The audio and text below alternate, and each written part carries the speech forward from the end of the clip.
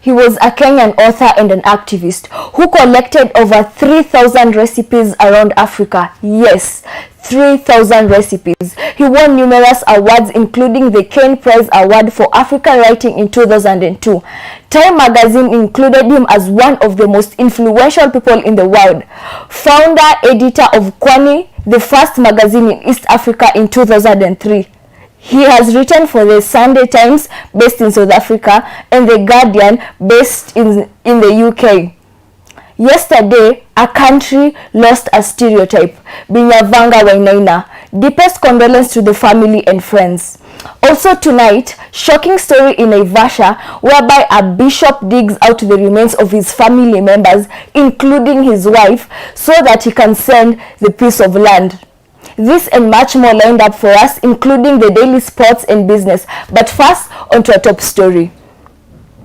Ambassador Francisco Manderia was in Kismayu today, where he had discussion with the president of Jubaland, Ahmed Mohamed, focusing on the upcoming election in Somali. The ambassador also assured the state of the availability of AMISOM to support the election, while confirming that the election will be free and fair.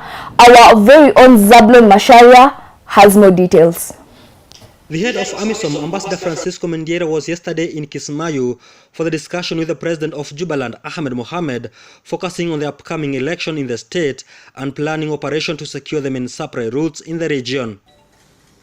Ambassador Manderia, who is also the special representative of the chairperson of African Union Commission SRCC for Somali, told the press AMISOM was confident that August 2019 elections were going to be free, fair, peaceful and transparent. The African Union Commission to see the upcoming elections in Jubaland free, fair, transparent, and most importantly also peaceful.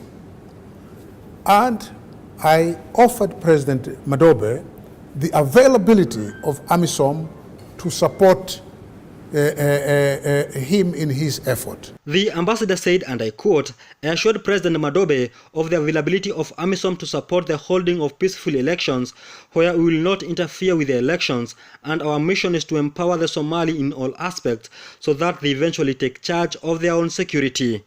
But on the side of President Madobe, he revealed the discussion with the ambassador had focused on the resumption of joint operation to secure Kismayu-Ahmado Road and also Kamsuba Road.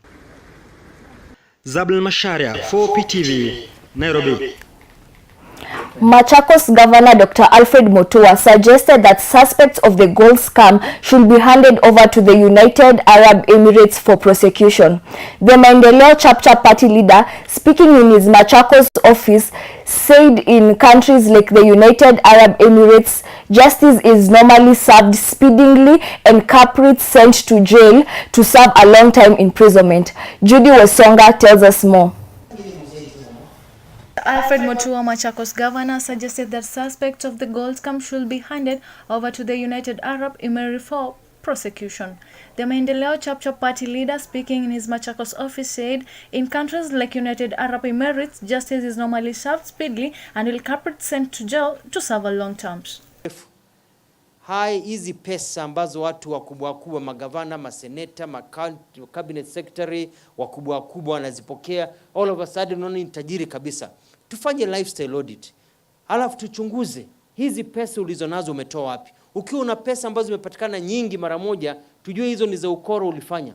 Na huo ukoro ulifanya ama umeiba mali ya serikali. A company associated the rulers of UAE has been swindled by Kenyan conmen who purported to be in position of selling them gold. Any persons who are in the investigation and who are suspected to have swindled our friends of the UAE should not be taken by the DCI to be charged here. They should be repatriated immediately to Dubai to be tried and when found guilty, jailed in one of their tough jails. At least we know that in Dubai, justice will be served speedily. Judy Wasonga, PTV, Nairobi. The County Assembly of Baringo is in the process of coming up with laws to curb human-wildlife conflict, where the law will ensure people living in parks and conservatives are relocated far from wild animals to reduce conflicts. Margaret Wamboi reports that more than 6 people have lost their lives and properties due to human-wildlife conflicts in the past 2 years. Let's have a look at this. In a bid to reduce human-wildlife conflict in Baringo County, the County Assembly is coming up with a registration to set aside from beings who have been in conflict in most parks in the county. Speaking during annual general meeting for Ruko Conservancy in the shores of Lake Baringo, the chairperson for County Assembly Tourism Committee, Silas Tochim, said they are in the process of coming up with the laws by creating a buffer zone where people living in the parks and conservancies will be relocated far from the wild animals. Na wakae kwa amani na ipatie nafasi wageni watalii wakuje waone.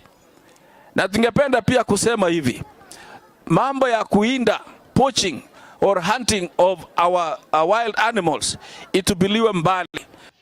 This is due to the reported cases where more than 6 people have lost their lives and properties through human-wildlife conflict in the past 2 years. Tochim also added that the task report to remove hundreds in Lake Kamnarok Reserve will be tabled to pave way for compensation of those people living in the reserve. Tukue examples, tuweze kuwasaidia conservancy zingine waweze kulan ama kujua mengi kutoka kwetu. The County Executive Committee in charge of tourism, Scholar Kimeli, said that the county will continue supporting conservancies to boost cohesion among conflicting communities in the county. Reporting for PTV broadcast from Baringo County, I'm Margaret Wamboi. Residents of a particular village in Naivasha, Nakuru County were treated to a bazaar this morning following a clergy who unearthed 3 bodies of his king in order to sell the piece of land. On the same, a bishop from an evangelistic church in the same area was caught unaware attempting to exhume 4 other bodies few days ago. Our very own Maki Mondo has more. It's early in the morning. The activity here is more than outrageous, but what seems to be normal for a few, to many happens to be an illusion. These are not the infringed remains of a demolished construction, but they are unspeakable exhumed bodies that has left many shocked in Naivasha, Nakuru County. Residents of a particular village in Naivasha, Nakuru County were ambushed to a bizarre incident following a cleric who unearthed 3 bodies of his kin in order to sell the same parcel of land. Huyu ninakaa na yeye ni mjomba wangu na alitaka kufufua mili ili ahamishe kupeleka kwa shamba, na akaenda kwa koti na akapata inaitwa barua kutoka kotini. Sasa ikawa atafufua, lakini baada ya hapo siwezi nikaelezea juu hata mimi nimeshangaa kuona mili.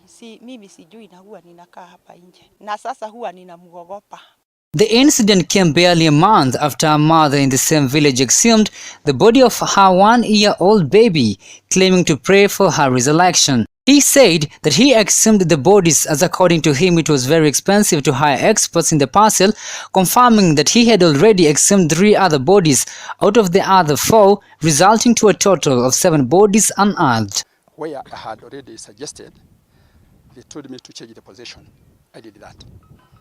But because of my financial situation, I decided, okay, I did a sort of research. How much it would cost me? I went to Moshari Naivasha.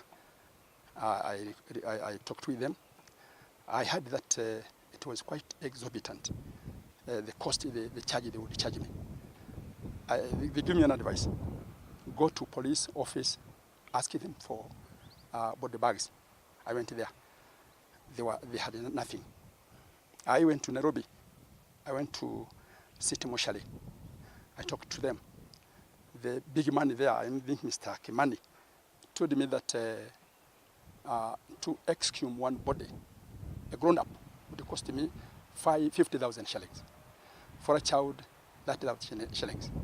So my calculation now came to 290,000. I could not bear. I could not raise that much. His wife's body, son and mother are amongst the bodies that the bishop exhumed before the police and public health sectors got by him. I processed all the required documents.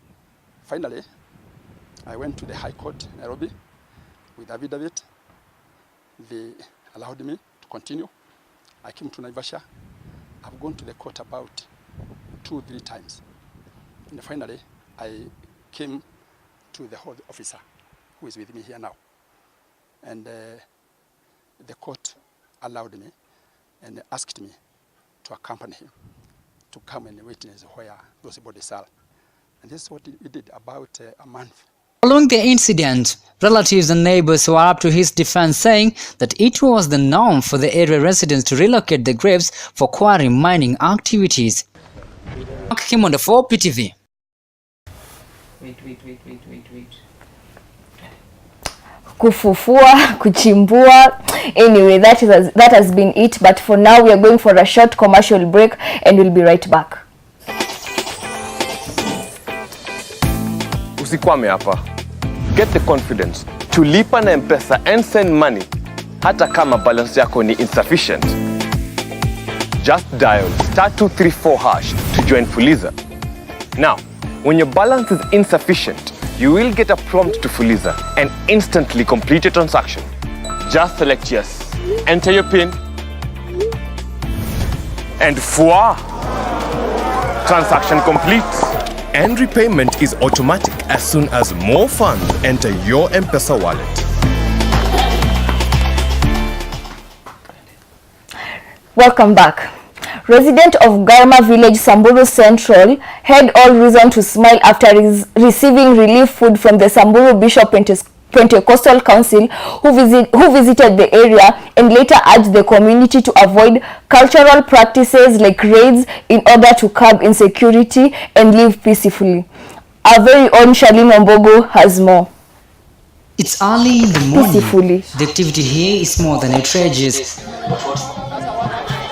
The Samburu Bishops Pentecostal Council visited the residents of Samburu Central Sub-County Garma village, making them smile after giving them 20 bags of maize. Samburu at large has been greatly affected by the ongoing drought in the country. Due to the drought, pastoral communities have moved to the neighboring county in search for water and pastures, leaving women and children in a devastating situation because they depend on animals for survival. Kitu nzuri kama amani. Bonde la Ufa mara nyingi imekuwa bonde la mauti. Vita inaendelea Samburu kaskazini. Mara nyingi tunaona ng'ombe ikienda hairudi. Watu wanauana kila ushao, watu wanakufa. The bishops who were donating foodstuff said they are only targeting the most affected areas as they cannot cover Samburu at large. They appeal to both the county and national government to respond immediately to the ongoing drought, as all water sources had dried up and residents are forced to travel miles to get the commodity. The council, led by its chairman, Bishop Lekisat, blamed the government over the recent killing of livestock. He said killing of livestock will increase poverty levels because livestock is the only source of livelihood the community has. Shalin Wambogu, PTV. The Kenya National Union of Teachers to quit the unsafe troubled at Kerio Valley area along Pokot-Marakwet border. County Secretary Martin Sembeloi asked the teachers and school children to keep off school until their safety is guaranteed because of the attack by bandits and blood conflicts. Sharon Ikumu has more. The Kenya National Union of Teachers West Pokot branch has asked teachers to quit the trouble at the Kerio Valley, other unsafe areas along the West Pokot and Elgeyo-Marakwet border. More than 5 people have been killed, thousands displaced, and more than 500 livestock stolen since the year started. The fate of more than 5,000 learners hangs in a balance as they opt to stay at home because they fear the attack by the bandits, blood conflicts, and the constant battles between the neighboring communities. Pokot and the entire Kenya, that let them restore peace in Pokot South. And we are telling our teachers that your lives are very important to us as a Kenya National Union of Teachers. If there is not any proper security for our teachers, I'm advising our teachers to move from those schools because their lives are endangered. He asked the Interior Cabinet Secretary Dr. Fred Matiang'i to disarm all the firearms from National Police Service from both counties. Reporting for PTV, Sharon Ekumu. The Chief Executive Officer of Mumias Sugar Company, together with other senior officials, failed to hold a meeting with Governor Wycliffe Oparanya, who is opposed to the opinion of leaving the company's asset. Samuel Ojwang has more. Governor Wycliffe Oparanya visited Mumias Sugar Company with a view of holding a meeting with the senior management of that company. This is after Mumias board sought to list the company's asset, sugarcane nucleus, to help alleviate a biting cash crisis. Kwa sababu mnajua hii shamba ilipeanwa na mababu zetu. But the meeting failed to materialize after the chief executive officer. Baadaye tukaambiwa governor hana nafasi ya kutuona, anaenda kukaribisha rais. Rais anatoka sijui Ethiopia. Sasa tukarudi mbili kuwa kwa ofisi yake bila kumuona. Sasa ni ajabu sana yeye kusema ajui tunafanya nini, ili hali nimejaribu kumfikia na amekataa. Sababu ya sisi kama management, kama mimi sijakataa kukutana na yeye, lakini nimesema sina uwezo wa kukutana na yeye na kujadili yale maneno ambayo anataka tuzungumze, kwa sababu ni mazito, yananishinda uwezo wangu, sina uwezo wa kukaa na yeye. Baadaye tukaambiwa governor hana nafasi ya kutuona, anaenda kukaribisha rais. Rais anatoka sijui Ethiopia. Sasa tukarudi mbili kuwa kwa ofisi yake bila kumuona. Sasa ni ajabu sana yeye kusema ajui tunafanya nini, ili hali nimejaribu kumfikia na amekataa. Sababu ya sisi kama management, kama mimi sijakataa kukutana na yeye, lakini nimesema sina uwezo wa kukutana na yeye na kujadili yale maneno ambayo anataka tuzungumze, kwa sababu ni mazito, yananishinda uwezo wangu, sina uwezo wa kukaa na yeye. Reporting for PTV, Samuel Ojwang. Land Cabinet Secretary Farida Koronei has said that the ministry will provide all land buying companies within Kiambu County in order to remove loopholes involved in land scale. Charles Kosgei tells us more. Speaking in Ruiru constituency in a launch of new land registry, Land Cabinet Secretary Farida Koronei has said that the ministry will profile all land buying companies within Kiambu County as one of the many efforts to weed out impeding fraudulence in the sale and purchase of the land. She added and said Kiambu County has over 500 land buying companies having no permanent offices, which are now supposed to title their land. The list of the land and location to avoid issuance of fake titles, which is the main challenge surrounding the land transaction in the area. Tutashirikiana na Ministry of Interior ili tu profile hizi kampuni zote.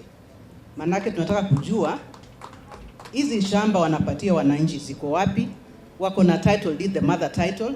Manake bila hiyo mother title hata hatuwezi kusubdivide hiyo shamba. So tutakaa na Ministry of Interior, nitaongea na mwenzangu Waziri Fred Matiang'i ili tu profile hizo land buying companies. Kiambu Governor Ferdinand Waititu, who was also in the lounge with other political leaders, echoed on the same by saying that the residents will no longer be forced to go to Thika for lodging their grievances due to upcoming digitalization of registration. Reporting from Kiambu County, Charles Kosgei, PTV. Fear and suspicion rises in Simakina village in Navokolo sub-county after the residents of the area woke up to threatening pieces of papers. The criminal gang called the 42 Brothers is said to be the preparations of the threats following several murder cases in Kakamega County. Spreaded by them, Purity Bendo has more. Wow.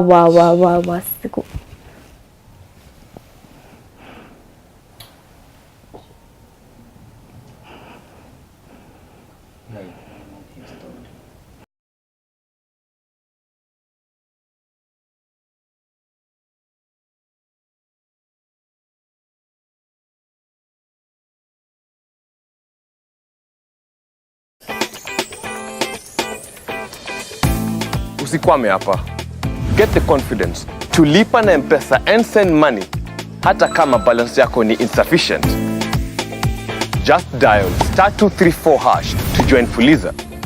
Now, when your balance is insufficient, you will get a prompt to Fuliza and instantly complete your transaction.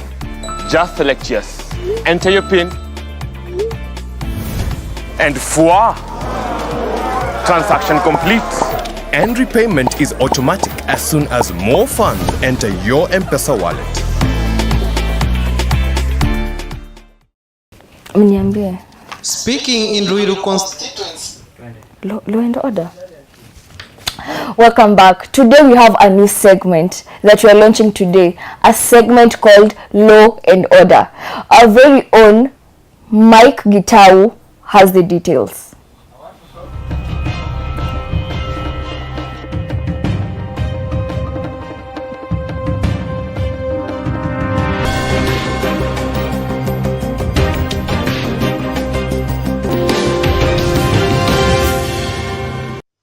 Education is the key to success, and it is important in evolving the human civilization. In the early days in the primary levels, teachers were fed for they would gain hard to what they would call instilling discipline.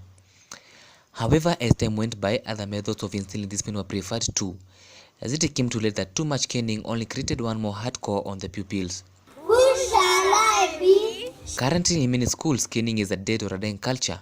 And according to a university lecturer in Isaac University, killing the cane habit has also softened the pupils, and the use of diplomacy disciplining has and is successfully picking up. Okay, one thing I can say is that there are so many ways of disciplining a child. If that child has made a mistake or is not disciplined, number one, you can give the child a punishment. That is you can give any kind of punishment that does not does not actually inflict pain. However, even as the habit is fast dying, there are some teachers who still believe in the power of the cane and sometimes take it too far. According to the law, in the event of disciplining a teacher is only supposed to cause timely pain to the pupil and not any physical injury, otherwise that would be considered as assault. Last week, it came to the limelight that a teacher in Kiambu's County Ruiru Primary School had assaulted a pupil with a pipe in the name of discipline. The assault was so bad that the boy had to be admitted to a level 5 hospital and had to go through an operation on the assaulted leg. According to the Kenyan Constitution 2010, anyone below the age of 18 years is referred to a child, and in the Article 53D of the Bill of Rights, a child is, in a quote, to be protected from abuse, neglect, harmful cultural practices, all forms of violence, inhuman treatment and punishment, and hazardous or exploitative labor. We spoke to a law expert to help us understand what could be the legal action of this assaulted child. Number one, we can say that this is a child. Who is a child in Kenya? A child is anybody who is below the age of 18 years. And therefore, that means that the person who was caning the child, that is the teacher, is a grown-up. And therefore, when you look at that incident, it means that the teacher has there is no case. The teacher is guilty, and he should actually be fined accordingly, because such behavior should not be condoned in our schools. We were also curious to know who pays the bills when a child is assaulted by a teacher and is admitted to a hospital. Is it the school or is it the individual teacher? In my own understanding, workers are assets of the organization, and when they are assets of an organization, then the organization should take care of the assets that have caused the damage. In this, I mean that the school should be the one paying the parents or cater for the bills of the child that was caned. On the other hand, the school can come to an agreement with the teacher who was involved in the caning, so that they know how much he's willing to part with, and the school then can come and help the teacher. Michael Kuria, For PTV, Law and Order.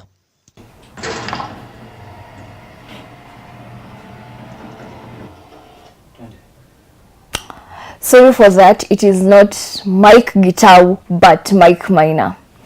So today, as we wind up the show, I want to explain to you something small. I want to explain to you the power of number 12.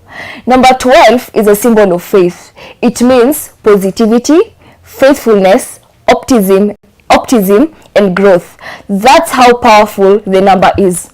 And it is mentioned 187 times in the Bible and 7 times in the Quran. In the Bible, it is mentioned like the 12 sons of Jacob, the 12 tribes of Israel, the 12 disciples of Jesus, and the woman who bled for 12 years. That's how powerful number 12 is. Growth, positivity, and optimistic. Growth is increasing in amount, value, or importance in life, whereby positivity, it's the idea of changing your thoughts. That has been it for my side. Thank you so much for watching Thursday's edition with me, Nancy Kihuga. Have yourself a lovely evening. Congratulations.